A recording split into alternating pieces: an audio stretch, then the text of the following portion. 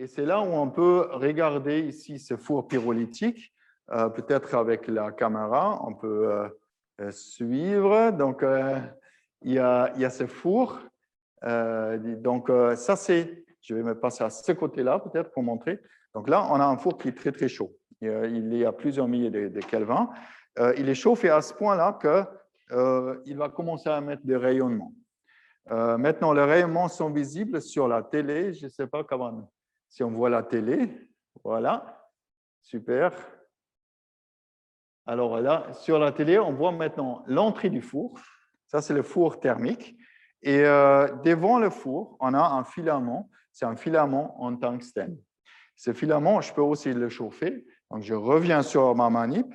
J'ai ici un display qui me montre le courant qui passe à travers le filament. Je vais augmenter le courant ici et ça va chauffer les filaments de tungstène. Pour l'instant, le tungstène, il est encore froid, il ne va pas émettre. Il est encore gris foncé, voire presque noir. Et je vais le chauffer maintenant. J'augmente le courant. Et quand j'augmente assez le courant, le tungstène va chauffer et les atomes de tungstène vont entrer en agitation thermique, très, très agités. À ce moment-là, il va commencer à émettre aussi. Donc, j'augmente encore le courant parce que ça n'émet pas encore.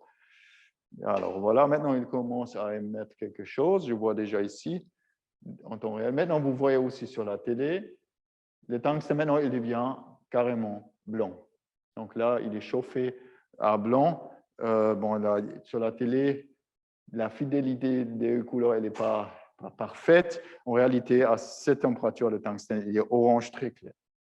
Mais en tout cas, on voit qu'il y a un objet qui est, quand il est froid, il est plutôt noir. C'est encore plus ou moins noir.